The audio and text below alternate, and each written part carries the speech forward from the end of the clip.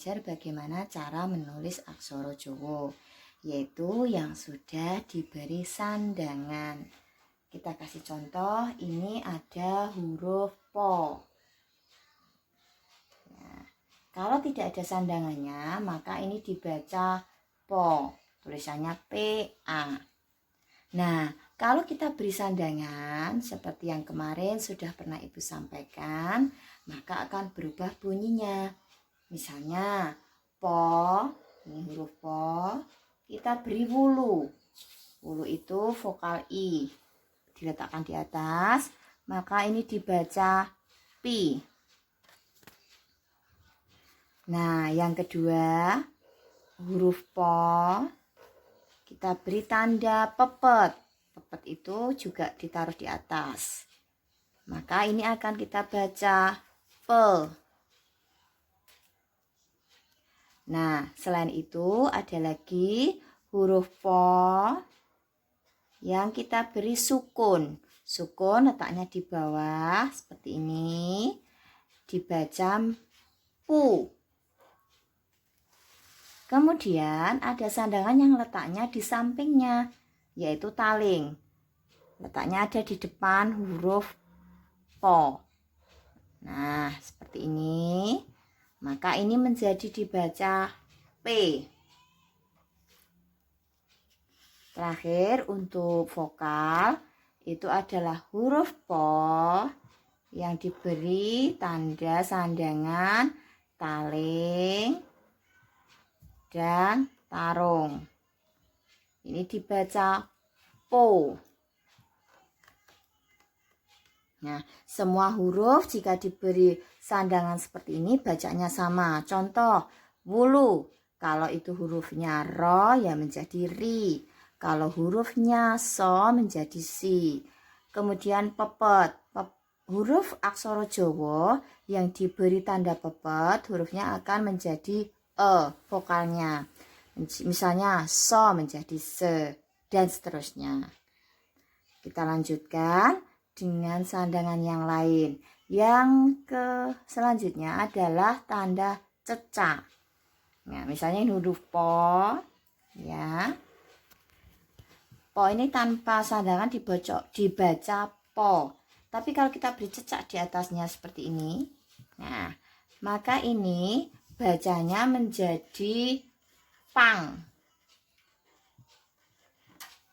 Nah, kalau ditambah dengan wulu di atasnya, Po, kemudian ada wulu, kemudian cecak, maka ini dibaca ping.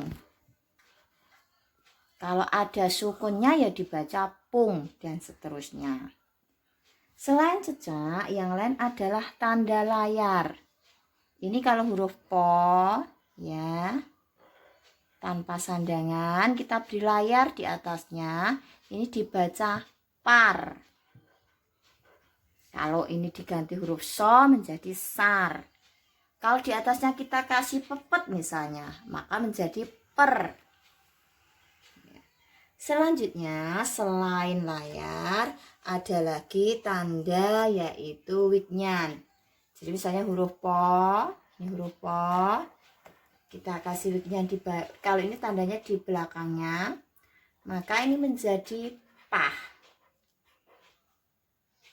Kalau ini kok diberi sandangan huruf vokal, ini misalnya Po, kemudian kita beri sukun, kemudian wignyan, maka ini dibaca pung.